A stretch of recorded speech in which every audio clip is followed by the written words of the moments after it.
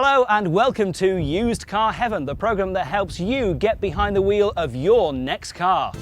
This week we're living the high life. A few years ago these cars were the transport of choice for diplomats and industry supremos, but we'll be helping our viewer pick one up for the price of a second-hand Ford Mondeo. And if these don't make you feel $1,000, John Slattery will offer up his own luxury alternative. And don't forget our car doctor Simon Hughes is back to cure your car's mechanical problems. Hi, my name's Tom Grubben. This is my car and I'm looking to trade up to something a bit more luxurious for about 10 grand. So Tom's got £10,000 to spend on a car that makes a real statement. Let's find out what he thinks of our first car. The original luxury off-road vehicle was launched back in 1970. For under 10 grand you can now get one of these highly desirable LSE models. The extra 8 inches in the back turns this car into an off-road limousine, while wood, leather, air suspension and electric everything are more suited to the country club than muddy fields. But what will Tom think of the Range Rover Vogue LSE? Well Tom, this is the first car of the day for you, the Range Rover LSE. What do you think of it? Do you like the look and the shape of it first of all? Yeah, it looks quite compact when you look at it from outside, but there's bags of room inside. It's huge, isn't it? I mean, it is, yeah. This is the stretch one, yeah. So they stuck in about an extra 5 or 6 inches in the back there. So it really is a true limousine in the back there. Yeah, and it's so high. You've got an excellent view of everything. It's great driving position, isn't it? Yeah, it handles like a brand new car. Yeah, it's superb handling. Very thirsty. 4.2 litre engine, V8. It's going to be about 12 to the gallon around town. That gives you a bit of a fright. Well, if you want a little bit of comfort, it's worth paying the price. It probably is, isn't it? In the late 1960s, Land Rover established the need for a four-wheel drive vehicle with the off-road ability of a Land Rover, but with greater levels of comfort, and so the Range Rover was born. Launched in 1970, the original Range Rover lasted for over 20 years until it was replaced in 1994. When the LSE was launched in 1992, it was the most technologically advanced Range Rover to date, with computer-controlled air suspension that lowered at speed for improved road holding, which was good as its 4.2 litre V8 engine produced over 200 brake horsepower and gave the car a top speed of 111 miles per hour. Now the Range Rover may be tough on the outside, but inside, like any proper luxury car, it's beautiful, with lots of leather and wood and in fabulous condition for a 10-year-old example. Now the 4.2 litre V8 has all the power and pace to leave the hoi polloi well behind. However, there is one thing to consider when buying a petrol Range Rover. It's horrific thirst. We are talking 12 miles to the gallon around town. So what you could do is be clever and buy a Range Rover that's already been converted to liquid petroleum gas, and you will save yourself a fortune. Go to the pumps, fill up with LPG, and you'll save yourself around 30 quid. Now the Range Rover is a vehicle that was continually developed and improved, and by the time that Land Rover built the LSE, which was basically a run-out for the first generation model, they finally figured out how to build and bolt these things together properly. And to be honest, these LSEs are probably the best built of the first generation Range Rovers. So what should you be paying for a good Range Rover LSE? Prices start at under £4,000 and rise to around £6,000 or £7,000 for one of the last models. So Tom should have plenty to choose from for his £10,000. We'd suggest he look for one that already had a gas conversion. It will take the pain out of the petrol station visits. So let's find out what Tom thought of the Range Rover Vogue LSE. Well Tom, that's the first car for you, the Range Rover 4.2 LSE. What a nice car. Wonderful car. Beautiful shape, nice lines. It's a car. It's become a real classic now as well, yeah. This, hasn't it? Yeah. And with the stretch version like this, I mean, in the back, it's absolutely huge. Well, you could fit anything in there. Well kitted out, luxurious, yeah. desirable. The trim, beautiful, nice and easy to drive, comfortable, plenty of room. Good value for £10,000? Yeah, definitely. Yeah? Definitely. So you like that? Okay. I like that. Well, that's the first car for Tom driven. Let's see what we've got lined up as our second car this week. When I think of diplomats, politicians and industry giants, I usually think of them being driven round in one of these. At over 5 metres long, this car has enormous road presence, while groundbreaking features like double glazing and automatic closing doors showed the world just what this manufacturer was capable of back in 1991. But what will Tom think of the Mercedes S-Class? Well, Tom, the Mercedes-Benz S-Class, this is the big S500, top of the range in its day, 1995 when this was around. How do you feel in it? Not very well. Really? No. Something about it I don't like. I mean, do you like the look of it? Do you like the style of it? Or is it... The outside, it looks nice. The inside, it looks basic. For 70 grand, I'd want a little bit more woodwork. Yeah. Yeah. And the woodwork we have got looks like plastic. Yeah, it does. Looks like Formica. It does. Feels like it as well. Nice big car, smooth drive. So how would you feel about driving around in one of these? I mean, would this kind of suit the bill for you? No. No. No. I don't know what it is. I just feel uncomfortable in the car. Available with a range of engines from 2.8 litre straight 6 to an enormous 6 litre V12. This generation S-Class was replaced in 1999 by a sleeker, more subtle S-Class that did away with this car's ostentatious looks, blended in and became more, well, likeable. When this car was launched back in 1991, it was probably the most technologically advanced car in the world. It may be over 12 years since these models first hit the road, but in some ways it's still ahead of the game. For instance, how many modern cars these days have double glazed windows, despite its added benefits of safety, security and sound reduction? Sky-high build quality is another S-Class tradition. This car is incredibly solid and well built, and it's a car that's capable of huge mileages with very few problems. However, depreciation is a problem on all S-Classes, which makes them a real buy on the second-hand market. So what should you pay for a Mercedes-Benz S-Class? Early 90s 300 SE saloons can be found for around £3,000. This rises to over £25,000 for a low-mileage 1998 S600 V12. For his 10 grand, we would recommend that Tom went for one of the 6-cylinder S280 or 320 models. They may not offer quite the performance, but are not as thirsty as the V8 or V12 cars. He should be able to get a good 1996 S280 for his money, or a slightly older S320 with higher miles. But let's find out what Tom thinks of the S-Class.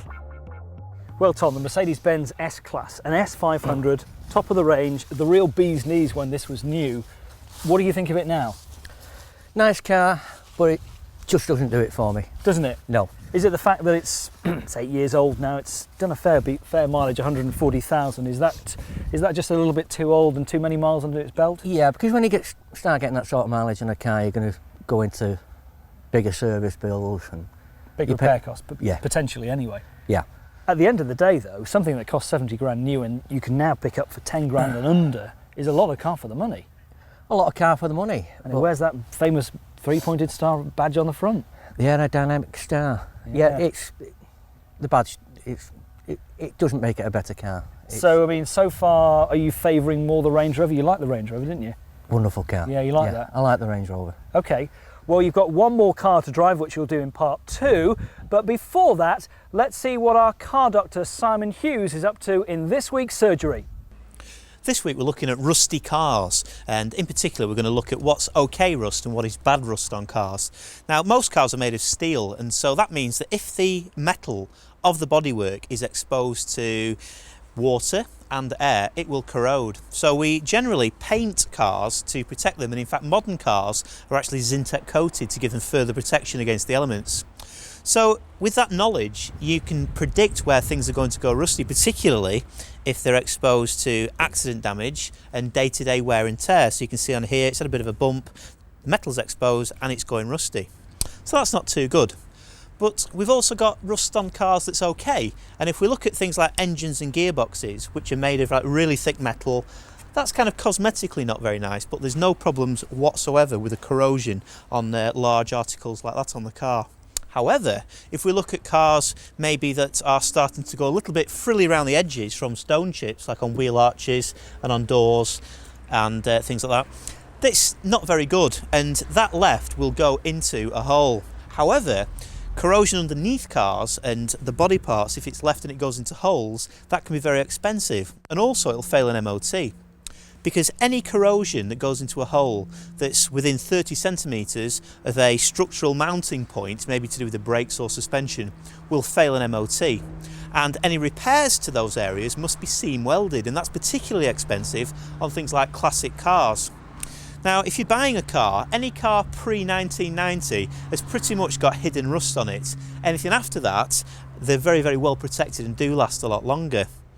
But if you do find any corrosion on a modern car, then you can suspect that maybe it's had some accident damage at some point and not been repaired very well.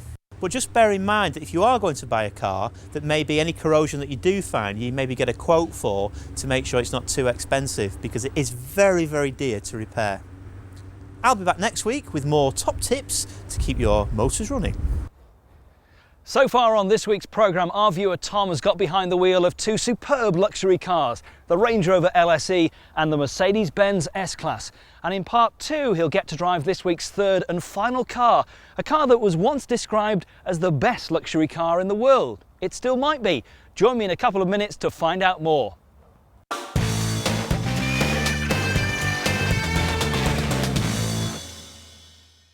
Hello and welcome back to Used Car Heaven. On this week's show, our viewer Tom has around £10,000 to spend on a luxury car.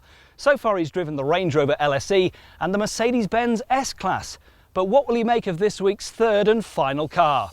Known as the best car in the world, the company that manufactured this car is now nearly 100 years old. Famously, if you asked about the car's fuel consumption, then you couldn't afford it. And with a return of around 14 miles to the gallon from its massive 6.7 litre V8 engine, you can see why. Still, arguably, no other car makes as much of a statement of wealth as a Rolls-Royce. So let's find out what Tom thinks of the Silver Spirit. Well, Tom, this is something special. The Yeah. Rolls-Royce Silver Spirit. Smooth, it's windy outside, you can't hear anything. No. I mean, it is very comfortable, just the ride is very soft and supple. It just sort of gently bounces along the road. Yeah. Pulling out the parking space, easy to manoeuvre, power steering, it's so light. Yeah. Considering it's a 2.5 ton car, you can't feel the weight of the car. No.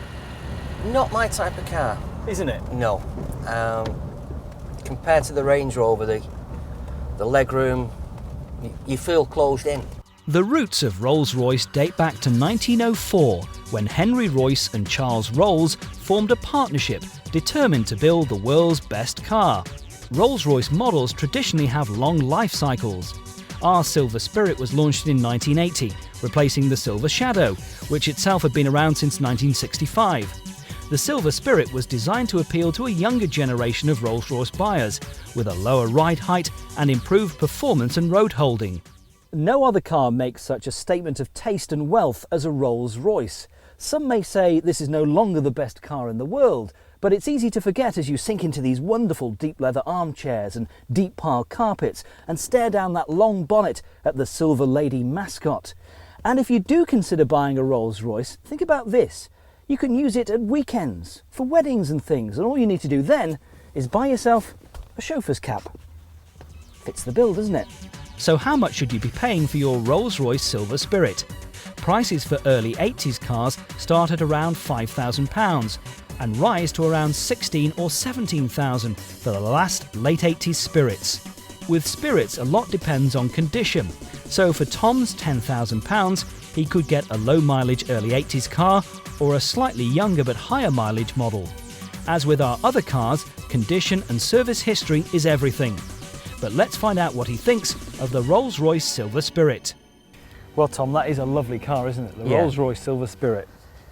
The original shape as well, it's much better than the new one. Yeah, it's nice, isn't it? Yeah. I mean, when you consider that it cost, I don't know, £100,000 when it was new or something, and now you can pick it up for 10 grand, a lovely example like that. Yeah, it's possibly worth the money, I don't know.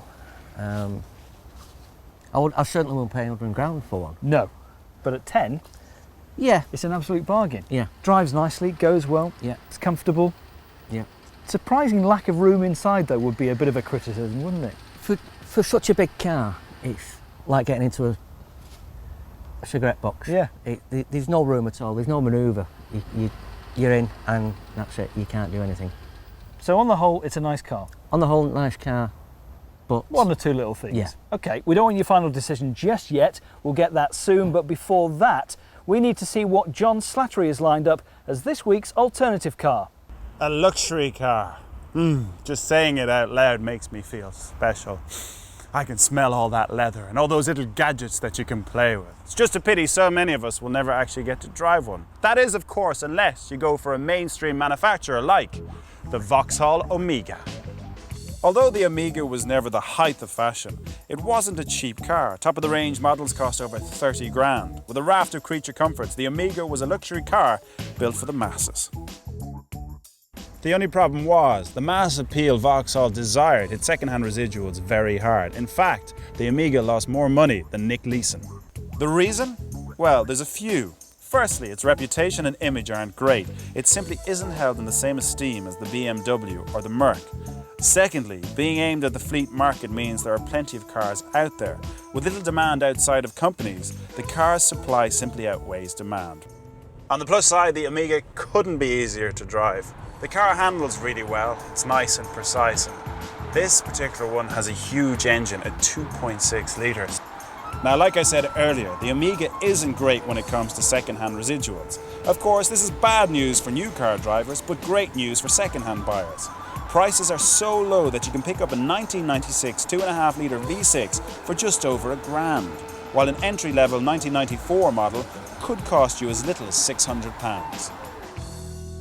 Let's be honest, an Amiga in your driveway isn't going to get your neighbour's curtains twitching. It's big, it's bland, it's dull, and it's extremely boring. But if you want a car that's luxurious and comfortable and that will drive you up and down the motorway all of the night and all of the day, well, the Vauxhall Amiga is really a used car bargain.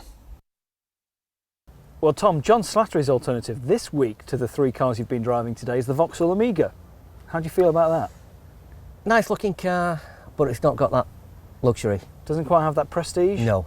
But the great thing about an Amiga is you can buy a 6 or 12-month-old one for as little as 10 grand. Yeah, but I think I'll stick with the luxury car. You'd rather go for a more luxurious one than a nearly new Yeah. Vauxhall Amiga? Yeah. If I'm going to spend 10 grand on a second-hand car, let's go for one that you want, that you really want? Yeah, that you I really want. A little bit more luxury. Okay, so we've seen all three cars that Tom's been driving today, but we now want to see his final decision.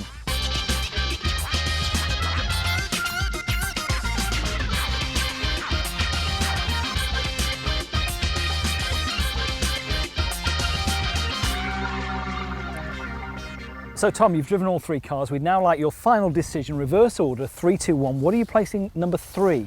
It's got to be the Merc. It's got to be in the Merc, is it? Definitely. S500, 70 grand new. Good quality car, one of the best you can buy, but I'm just not happy with the look of it, the styling, the trim inside, the interior. Has it become a bit too dated now, maybe? Bit too dated, and it's just not right for me. So Tom, what are you placing second then? It's got to be the Roller. The Rolls-Royce Silver Spirit. When we set about the task of finding you some good cars for today, I mean, we've come up with a good one here, this Silver Spirit. Rolls-Royce is a superb car, but it just doesn't do it for me. Doesn't quite do it. It's a car I'd love to take my daughter to church in, but it's just not got that little bit more space and a bit more luxury. Fine example for 22 years old. Wonderful. So what are you placing first then? It's the Range Rover. It's got to be. I mean, the lines, the shape of the car, the interior, the trim. It's a luxury car. It's got those nice touches. It's got the picnic tables in the back. Yeah.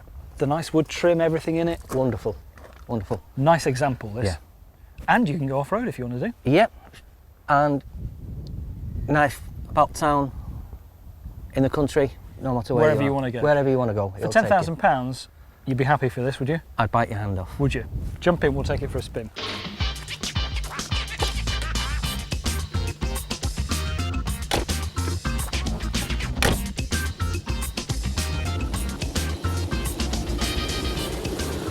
Well, Tom, you've made your final decision. You've decided you didn't want the Rolls-Royce, you didn't want the Mercedes-Benz S-Class. Instead, you wanted this very, very nice Range Rover 4.2 LSE. Have you made the right choice? Yeah.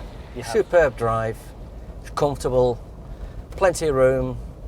You've got plenty of view out the windows. And it just feels like a car. It feels good, doesn't it? Yeah. It feels good. It's lovely and comfortable. Yeah. I have to say, I'm very, very taken by this. Yeah.